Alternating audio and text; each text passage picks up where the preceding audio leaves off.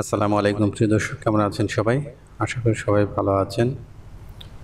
Photoshop CS6 এর ধারাবাহিক টিউটোরিয়ালে আজ ষষ্ঠ পর্বে আমরা আলোচনা করব এডিট অপশন নিয়ে। তো এডিট অপশন দিয়ে আমরা কি কি কাজ করতে পারি সেগুলো আমরা বিস্তারিত দেখব। তার আগে আমার এই চ্যানেলে নতুন এসে থাকলে সাবস্ক্রাইব করবেন এবং পাশে থাকা বেল আইকনটা ক্লিক করে রাখবেন, যেন এরকম গুরুত্বপূর্ণ ভিডিও আসলে আমরা নোটিফিকেশন আকারে দেখতে পান।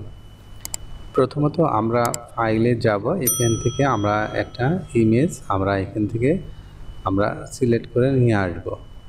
তো আমরা এখান থেকে যে কোনো একটা ইমেজ আমরা সিলেক্ট করলাম এবং এটাকে ওপেন করলাম।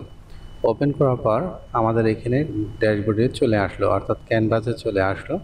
আসার পর এখান থেকে আমরা যেটা করব, এখান থেকে আমরা এডিটে আসার পর এখান থেকে দেখতে পাচ্ছেন যে আনডু রিডু রয়েছে, অর্থাৎ আপনি কোনো কাজ করেছেন, এখানে আপনি যদি একটা কিছু লেখেন, সাপোজ কিছু লিখলেন, লেখার পর আপনি চাচ্ছেন যে এটাকে আপনি ব্যাগে চলে যাবেন, সেক্ষেত্রে আপনি এখান থেকে আনডু রয়েছে, তো কন্ট্রোল জেড শর্টকাট হলো কন্ট্রোল জেড দিলে আপনি চলে যাবে।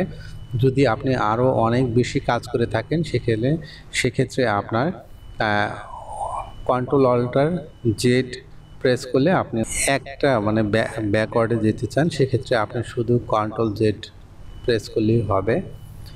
আর যদি আপনি একাধিক কাজ করে থাকেন সেক্ষেত্রে কন্ট্রোল অল্টার জেড প্রেস করলে আপনার একাধিক কাজগুলো ব্যাকওয়ার্ডে চলে যাবে।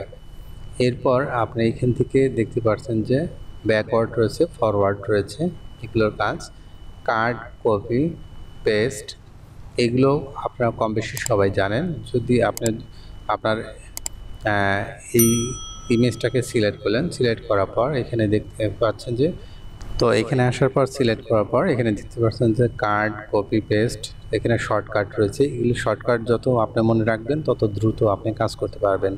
কাট, কপি, পেস্ট, এখান থেকে আপনি কপি করলেন, কপি করার পর আবার নতুন একটা ফাইল নিলেন এবং এটাকে আপনি এখানে প্রেস করতে পারবেন।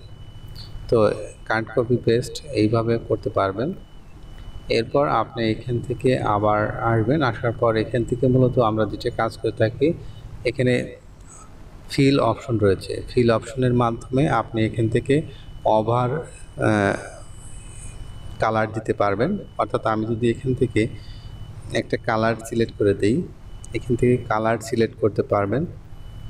আপনি রেড কালার দিতে পারবেন, যে কোনো কালার দিতে পারবেন। দেওয়ার পর আপনার অপাসিটি কত থাকবে এটা এখান থেকে সিলেক্ট করে দিলে আপনার উপরে একটা লেয়ার তৈরি হবে এবং কালার তৈরি হবে। তো এইভাবে আপনারা চাইলে এখান থেকে কালার দিয়ে নিতে পারবেন। এরপর আপনার এখান থেকে স্ট্রোকস রয়েছে, স্ট্রোকসের কাজটা আমরা পরবর্তীতে আমরা দেখব। স্ট্রোকসের অনেক কাজ রয়েছে, তো আপনি চাইলে স্ট্রোকসের কাজটাও আপনার এই কালার রিলেটেড, তো এগুলো আমরা পরে দেখব।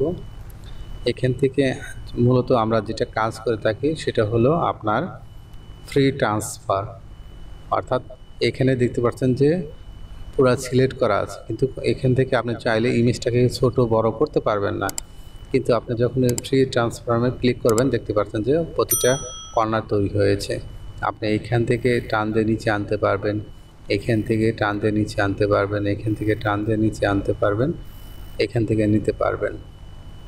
তো ফ্রি ট্রান্সফর্মের কাজ হলো এটা। তো এখান থেকে আপনি চাইলে এটা করতে পারেন। এরপর এখান থেকে মূলত এই ফ্রি ট্রান্সফর্মের কাজটাই বেশি করা হয়ে থাকে এবং এইখান থেকে কালার, ফিল এবং স্ট্রোকসের কাজগুলোই বেশি করা হয় এবং আনডু, রিডু, কাট, কপি, পেস্ট এগুলোই মূলত বেশি করা হয়ে থাকে। আর আদার এগুলো যে অপশন রয়েছে এগুলো খুব একটা ব্যবহার পায় না। তো এই ছিল আজকের টিউটোরিয়াল। ধন্যবাদ সবাইকে। আল্লাহ হাফেজ।